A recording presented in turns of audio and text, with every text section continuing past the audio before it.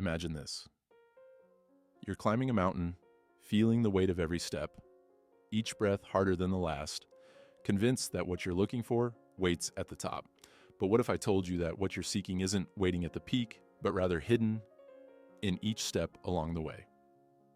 This is the story of Hiro, a young man who dedicated years chasing something he believed would give him peace. But what he discovered wasn't at the end of the path, it was in the journey itself. Hiro was a curious young man from a quiet village by the sea. Every evening, as the sky melted into shades of orange and purple, he would sit by the shore, watching the waves rise and fall, lost in thought. These sunsets painted a beautiful scene, yet left Hiro with more questions than answers. What was his purpose in life? How could he find true peace? His mind was a constant flurry of thoughts, a restless ocean of uncertainty. Growing up in a village where life was simple, Hiro often felt out of place with his deep and searching mind.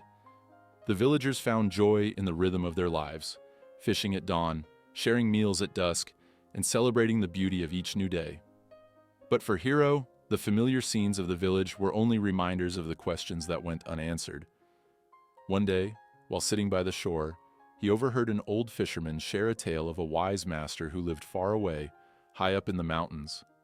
This master, the fisherman said, was no ordinary man. He had helped many people find peace and purpose, guiding them toward answers that they had carried within themselves all along. The old man's words sparked something in Hiro, a faint yet powerful hope. This master, does he really help people find peace?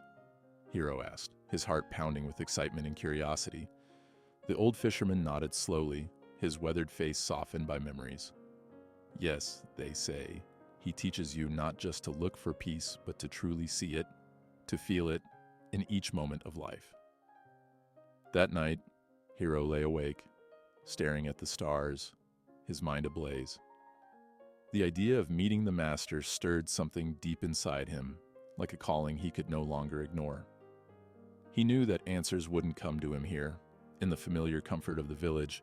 If he was going to find the peace he sought, he would have to leave behind everything he knew, the warmth of his family, the routine of his days, and the simple life by the sea.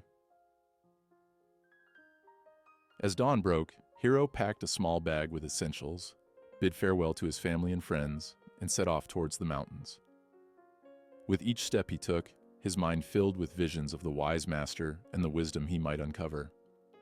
The path ahead was unknown, but for the first time, Hiro felt a sense of direction, a purpose that guided him forward.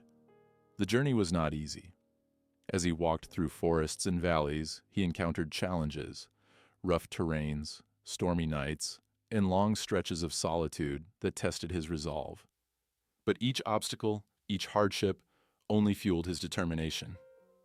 He wasn't just walking towards a place, he was walking towards understanding, towards finding the elusive answers that had haunted him all his life.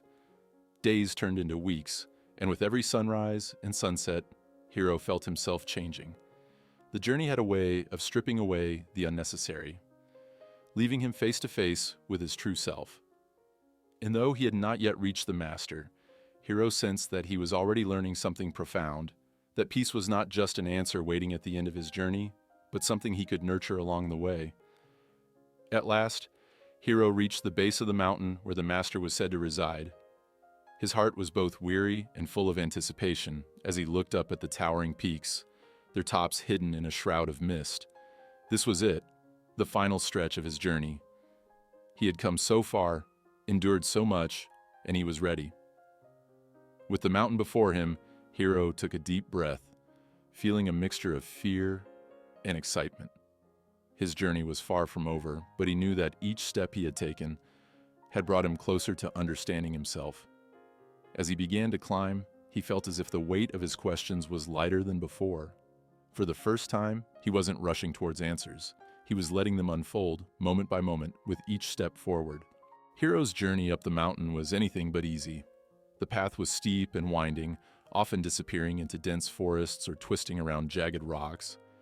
Each step was a test, as if the mountain itself was challenging him to prove his resolve. His legs grew weary, and his breaths became shallow. But Hiro pressed on, his questions still burning in his mind. Why am I here? What will bring me peace? Yet, as he climbed higher, Hiro couldn't help but notice the world around him. There was a certain magic in the way the trees swayed in harmony with the wind, in the gentle songs of birds echoing through the forest, in the vast blue sky stretching endlessly above. These moments of beauty gave him brief, unexpected feelings of calm, feelings he didn't fully understand. For a fleeting moment, Hiro felt as though the mountain was teaching him something wordlessly, urging him to appreciate the journey itself. But he quickly dismissed the thought. The real answers, he reminded himself, awaited him at the top, where the master resided. He could feel his resolve waver, but reminded himself of the purpose that brought him here. With that, Hiro continued his climb, determined, yet feeling just a hint of something new, a sense that perhaps his journey might hold more than he first imagined. When Hiro finally reached the peak, exhausted but filled with anticipation, he found the master sitting silently in meditation. The master was an older man with a peaceful presence that seemed to blend with the mountain itself. Hiro approached quietly, bowing with respect. His heart was pounding with excitement and hope. "Master," Hiro began, "I've traveled far and faced many challenges. Please tell me, how can I find peace?" The master opened his eyes, gazing at Hiro with a gentle smile. "It will take you 10 years," he replied calmly. Hiro's heart sank. 10 years? The thought seemed daunting, but his determination was strong. "What if I work even harder, Master?" Hiro asked, hoping his dedication would shorten the journey. "Then it may take 20 years," the master responded, his smile unwavering. Frustration began to creep in. Hiro couldn't understand. And if I devote myself entirely? If I give every moment, every ounce of effort, how soon can I find peace? The master looked at Hiro with understanding eyes. "Then it may take you 30 years? Confused and disheartened, Hiro couldn't help but ask, "But Master, why does it take longer the more I commit to it?" The master's smile deepened as he explained, "When you keep one eye on the goal, you only have one eye left for the journey." In that moment, Hiro felt a profound shift, realizing that perhaps peace wasn't something he could reach by striving harder, but something he might find by simply being present along the way. Determined to find the peace he had traveled so far for, Hiro threw himself into rigorous practice. Each day, he would sit for hours in meditation, practice controlled breathing, and work hard to quiet his restless mind.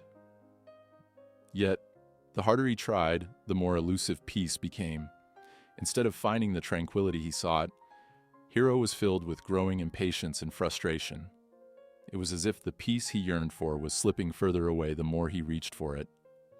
The master noticed Hiro's struggle, and without a word, began assigning him simple tasks around the temple, tending the garden, sweeping the temple grounds, preparing humble meals. Hiro was confused at first. How could such ordinary chores bring him closer to peace? But honoring the master's guidance, he carried out each task as instructed. As days passed, Hiro began to notice a subtle shift. There was a quiet rhythm in tending to the plants, a sense of purpose in sweeping the temple floor, a certain peace in preparing meals with care. These small, repetitive actions held a calming effect that meditation hadn't yet given him. Without even realizing it, he began to let go of the constant need for results. He found himself immersed in each task for its own sake, no longer chasing peace, but finding a gentle stillness in simply being. Gradually, Hiro realized that perhaps peace wasn't a distant destination. It was something woven into every moment, waiting to be noticed. And with that, his impatience began to fade, replaced by a quiet joy in the ordinary. As days turned into weeks, Hiro found himself grappling with a new inner struggle. Each time he sat to meditate, his mind was flooded with questions. How much progress am I making? When will I finally reach the peace I came here for? These thoughts filled him with a quiet urgency, a need to measure his journey, to know if he was any closer to his goal. But in contrast, each time he worked in the garden or prepared meals, he found brief moments of unexpected clarity. Tending the plants or cooking simple food didn't demand any grand achievement.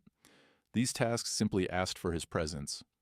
They needed only his attention to the here and now. Gradually, Hiro began to notice the difference. In meditation, his thoughts were fixed on an elusive endpoint, but in his daily tasks, he could immerse himself without the pressure of reaching a goal. It dawned on him that the peace he sought wasn't something he could arrive at by striving. It was something he could experience only by fully being in each moment. Recalling the master's words, Hiro finally began to understand. Peace wasn't something to chase or conquer. It was a way of living, a choice he could make in every moment. As he continued his journey, he found himself less bound by impatience and more open to the quiet contentment that came from simply existing here and now. One day, as Hiro was tending to a tree in the garden, he felt an unusual stillness settle within him. The air was quiet, the leaves gently swaying in the breeze. And for the first time, Hiro felt no rush, no lingering thoughts of progress or achievement. He was simply present, immersed in the act of caring for the tree, noticing each leaf, feeling the roughness of the bark under his fingers. In that pure moment of presence, Hiro felt a revelation. Peace wasn't something waiting in the distance, nor was it the end of a long path. It was right here, in the simple act of being fully engaged in life as it unfolded. The master's words echoed in his mind, their truth now undeniable. Peace was not a destination to be reached someday. It was a state of being available in each and every moment. Hiro understood now that peace wasn't about controlling his mind or achieving something extraordinary. It was about releasing his need for an outcome and embracing the fullness of the present. With a quiet smile, he looked around the garden, realizing that he had found what he was searching for all along, not through striving, but through surrendering to the beauty of simply living. Hiro returned to the master, his heart light and his mind clear. Standing before the man who had guided him in silence, Hiro shared his realization. "Master," he began, his voice steady and calm, "I think I finally understand. Peace isn't something we achieve by reaching a goal. It's something we experience, here and now, in each simple moment." The master nodded, a gentle smile spreading across his face. "Yes, Hiro," he replied, his tone warm and knowing. "Peace is in each step, each breath, each small moment we are present. When we stop chasing it and simply live, that's when peace finds us." In that moment, Hiro felt a deep sense of gratitude welling up inside him. He realized that his journey, with all its challenges and doubts, had been his true teacher. Each step, each hardship, each lesson from the master had guided him to this understanding. Looking back, Hiro understood that peace had been with him all along, not waiting at the end, but woven into every part of his journey. With a grateful heart, he bowed deeply to the master, ready to live his life fully in each precious moment. With a newfound sense of calm and purpose, Hiro made his way back to his village by the sea. Life there had not changed, the same familiar faces, the same daily rhythms, but to Hiro, everything felt different. He saw it all with fresh eyes, not clouded by a need for validation or the restless search for peace. Now, each moment held a quiet beauty he hadn't noticed before. As he spent time with his friends, Hiro found joy in their laughter, seeing it not as a distraction, but as a gift. The sunsets he had once stared at in longing now filled him with contentment, simply for their beauty. The warmth of each meal, the simple exchanges with his neighbors, all were moments to be embraced, not chased. Gradually, Hiro shared his journey with the villagers, telling them of the lessons he had learned from the master. He explained that peace wasn't a distant, elusive goal, but something lying within the moments they lived each day.